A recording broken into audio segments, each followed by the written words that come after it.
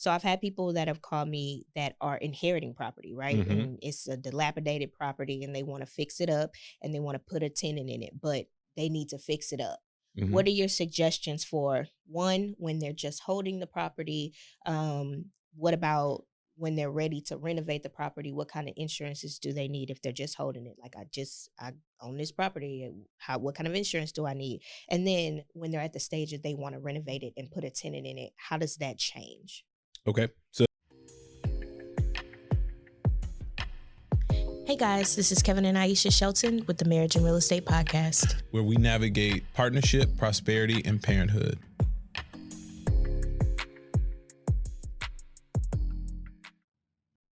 Hey guys, this is Aisha Shelton. And this is Kevin Shelton. Welcome back, welcome back, welcome back.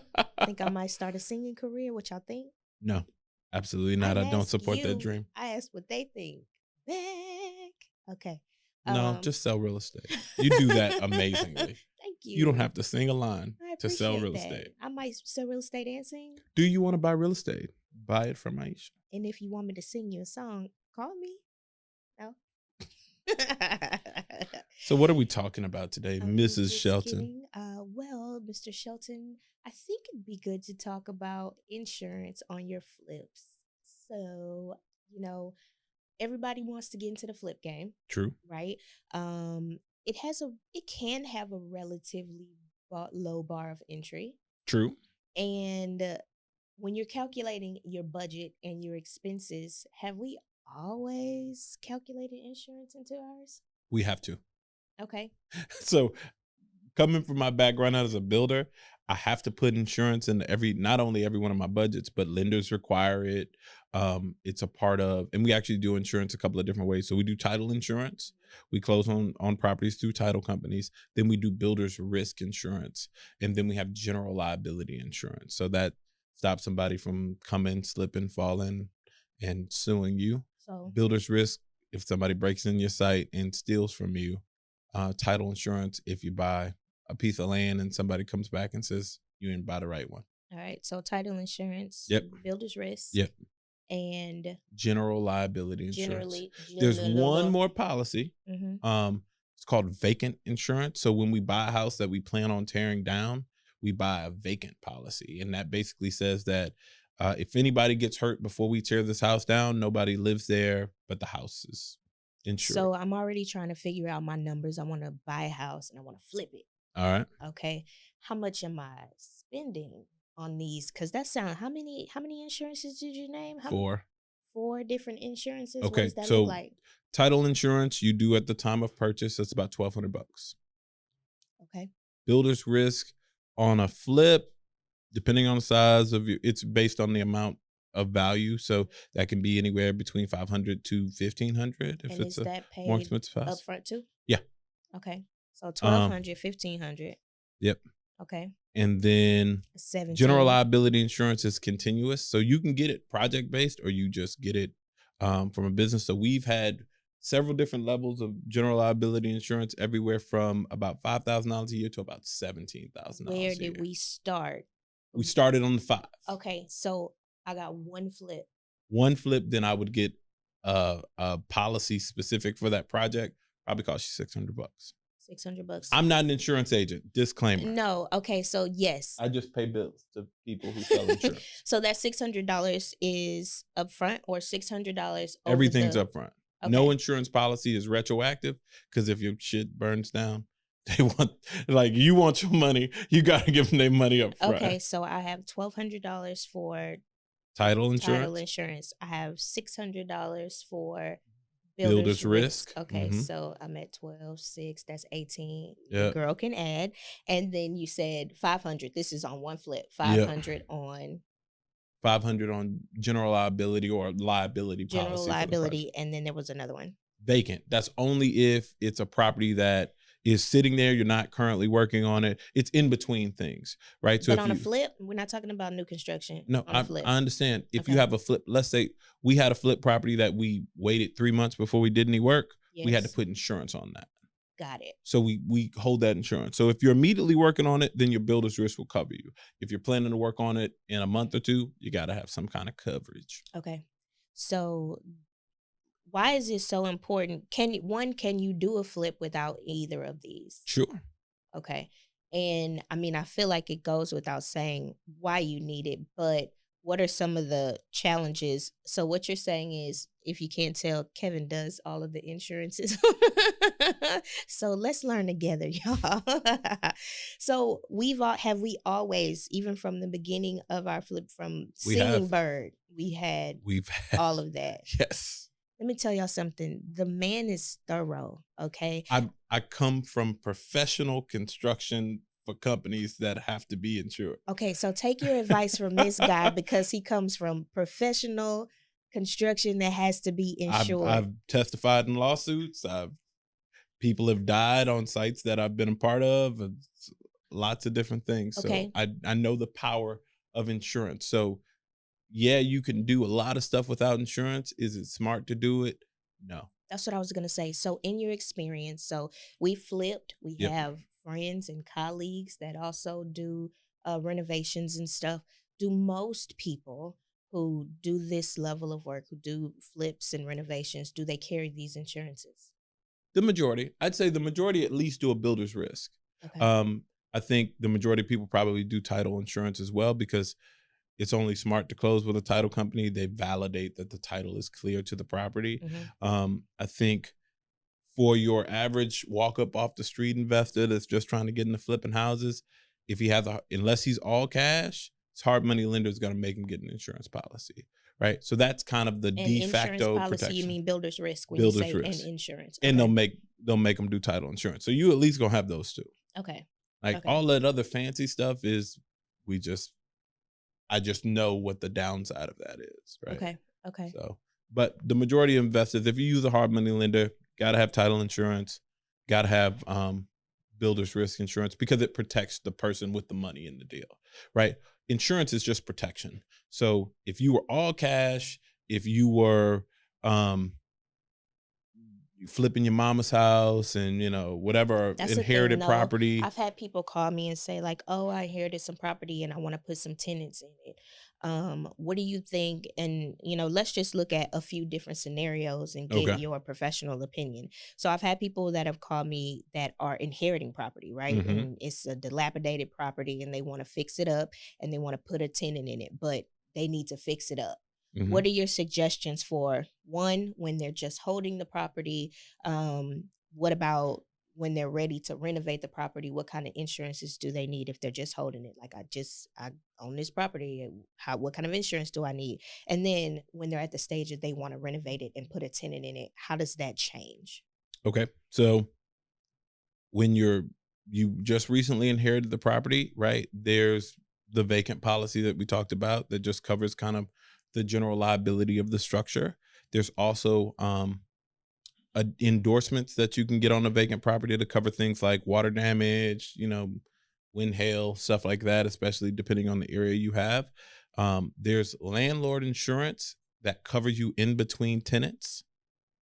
But what a builder's risk covers is when you're doing work to the property. So all those other insurance policies aren't for properties under construction. That's the biggest difference. Right. So, and I'm just thinking about the questions that have been asked. So, if they inherit a property and they Hmm. don't know what they're going to do with it right now, they're just kind of paying the taxes on it because it's already paid off Yep. free and clear. A vacant policy. Would at least cover the structure. So Okay. if it burned down, you get something, right? Because insurance policies don't cover the dirt because dirt ain't gonna burn down. They cover the house. Okay. So they put a value on the house and then your insurance policy for that value. So the second you have a property, you want to get some coverage because anything can happen, Regardless of the condition that it's regardless of in. the condition. It can be Okay. a shell of a structure. Okay. You want to have some type of coverage. Okay. So I think that's important, right? Because I feel like people will think, oh, this is just a raggedy house, or this is just an old house, or maybe it's not even habitable. It's not a habitable structure. He's saying that it's important to have insurance on that structure, whether it's habitable or not. Because you want to think about it like this. Insurance not only protects you, it also provides some type of coverage in the event of liability. If that house burns down and affects the neighbor's house and they sue you, Mhm. right? There's some general benefit to having insurance to provide some relief in the event of things like that, right? Um, or and I might not be speaking of this accurately. I'm not an insurance agent. I want to give that disclaimer Hold on, let me again. look at the camera. When he's not an I'm not an insurance agent. insurance agent. But in any case, there's a lot of different scenarios where you personally, as the owner, would want to protect yourself through insurance. Okay. Right? Regardless of if anybody's there or not. Because think about it like this. What if you get a homeless person breaks in the house and then they die? You can get insurance to cover you from something like that. Like vandalism and vacancy insurance covers people coming in and doing something to it, right? Okay. What if, God forbid, the house falls down and somebody is inside of it, or somebody some is kids are walking playing. by. Exactly. Here's the thing: we used to, not even high, low key. We used to jump roofs. Okay, at my grandma's house, there was these houses that were very close together, abandoned houses. We climbed to the top and jumped back and forth. And these are abandoned houses, Yep. so I even got a nice little nail, a rusty nail stuck in my foot, and had to get a tetanus shot. So all of that, that's the coverage. Yeah, because that kind of stuff covers. Let's say if you went home to your parents and they said, "Who owns that house?" We gonna sue them. That's a thing. Right. We live in a very litigious society. So okay. So if you inherit property and you just have property sitting out there, you want to cover that. Yep. Right. And that's a piece of the puzzle. But then you're saying you're ready to renovate it. And I think you already went through, once it comes to renovation, you want to do 3 a builder's risk. to 4. There's vacant. No, you don't need vacant after that. Well, so there's title insurance, builder's risk, vacant policy. Okay, run that back. If I inherit it, I don't need title insurance. If you inherit it, you don't need title insurance. Okay, but however, if I'm buying a flip, like we're looking for our first flip, you would run it through a title X, company, get title insurance. Couple X and Y are looking to do a flip. You have those 3 insurances that Kevin suggested. So let me give you a great example of why title insurance is so important, right? So one of our good friends and lenders, they did a deal with a flip house, right? The seller of that flip house did a lease back, right? So when the lease ended and came back and said, "Hey, it's time for you to move out," he said, "I never sold the house." Now this person got $200,000, closed out a title company, listed on the MLS, everything. "I never sold the house. I ain't never signed no paperwork. I ain't never whatever." He immediately was able to file a claim with his title insurance saying, "I own this property. The chain of title is clear. So obviously he sold the house." That's what title insurance does. Okay. It shows and protects ownership. But also, for any reason, if somebody comes back, exactly, right? That's showing the chain of title. That shows. But I'm just making it plain for people who don't even understand what chain of title is. So you buy a flip house, because this is a thing too. You buy a house to flip. Somebody sells it to you. It's been flipped, and you have a tenant in it. It's yours, and then somebody's granddaughter comes down from Oklahoma and says, "Hey, this is my grandma's house." Man, so we bought a house. That's what title insurance does. We bought a house and had to fire up our title company once, and you'll remember this once I tell you. I remember it now. Where there was a cloud on the title that we had to get our title insurance company to rectify this, because they were the problem. The cloud basically said that the original owner at any point in time had the right to come back and reclaim that house. There was a cloud on the title that said that. So we like, hold on, we looking at the title report. What is this? Oh, well, that's just well, it turns out they put that into the file after closing. We didn't sign it. I don't remember. The seller didn't sign it. And we almost had to sue them. You remember we almost had to sue them. I do not. To correct this. And they had to correct it because it's an insurance policy. Sounds familiar. You can't just put whatever the hell you want. Is it the title company that shall remain nameless that we vowed to never do business with again? Yes, okay. It is. I remember there was a whole debacle. We had a couple of deals with different divisions of that horrible title company. We did. Title companies do matter. It does matter. It matters. Black lives matter, and title companies do too. But you know what? It's one of those things that you don't realize until you have an issue with title. And that is true. Then you're like, hold on. We need to do business with better title business people. So that's for brand new people, that's the strongest lesson you learn. Yeah. You want a strong title partner. You want the people you can call and say, "Hey, is this right? What's wrong with this picture?" Okay, but you know what? And this is a whole different episode, but what the heck is title and what do you do with it, right? Because everybody wants to flip a house. Everybody loves the sexy parts of flipping a house. They want to choose backsplashing tile. They want to Instagram video, themselves doing a demolition. And all of that is fun, but the business of this, right? The liability and the risk that comes with it, I think that's the part that people miss out on, So right? we're gonna have LaMonica on this podcast to explain what title is, because I'm title is the chain of ownership throughout time from when that property was first entitled, Right. right? So I told you the story. You've heard the story a million times. I met a guy in a Y'all Best haven't heard Buy. it a million times, so I'm gonna let him tell it. But let me tell you something. She's heard the story a million. These million time Met a stories. guy in a Best Buy.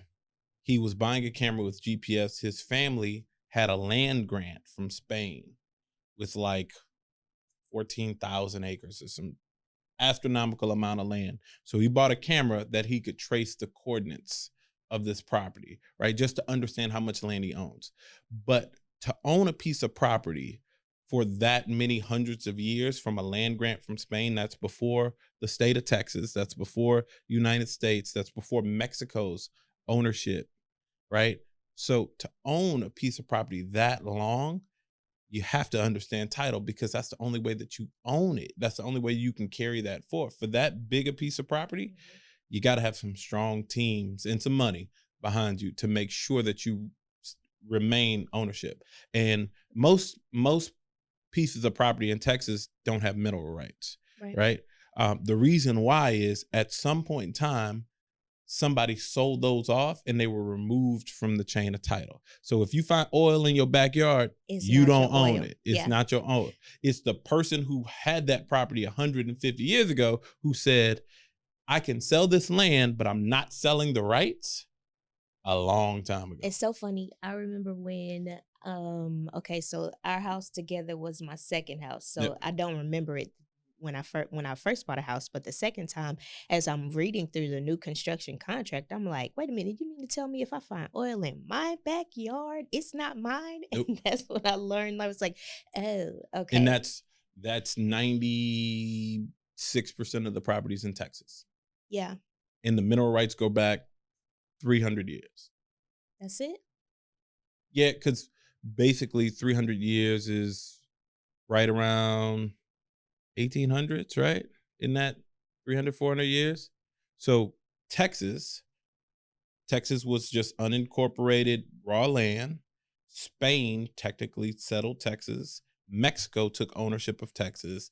Texas became its own thing. United States. I'm not 100% sure I'm clear on the history. Let's give Kevin some applause. If there was an applause, there was Stars at night are big and bright. For Kevin's Texas history lesson here. But no, I think that's really good information. If I'm wrong, drop a comment. You know what? Who's gonna check you, boo? The point is, the people between that Spain, Mexico part sold a bunch of stuff off in Texas. They made a lot of promises. Some of those promises still hold true legally today. Let me bring it back to where we started, right? Okay. And this is just to recap. When you want to do a flip, yep. Everybody wants to do a flip. When you want to do a flip and you're making your budget, you want to account for insurances. Put your big boy pants on and your big girl panties on and make sure that that's a part of what you're doing. Sometimes people take their own money. Sometimes families are pooling money to, bring these properties up. You still want to make sure that you're covered. Yep. I don't know if you have any questions about insurance. We can make referrals. No, drop a comment, but we can certainly make referrals because we're not insurance agents, right? And if you want to hear more, we can have an insurance agent on the podcast. Oh, that would be good. Yeah, somebody to really talk about the ins and outs of it, because insurance is it always sounds like too much in theory until you need it, until they burn down your house or stole all your copper or whatever. Insurance is for a reason, right? It's to protect shit. And you don't know what you need to protect until you need to protect it. So protect yourself, your family's money, your personal money, your liability through using insurance. Like it. There we go. Until next time. This is the Marriage and Real Estate Podcast. We out.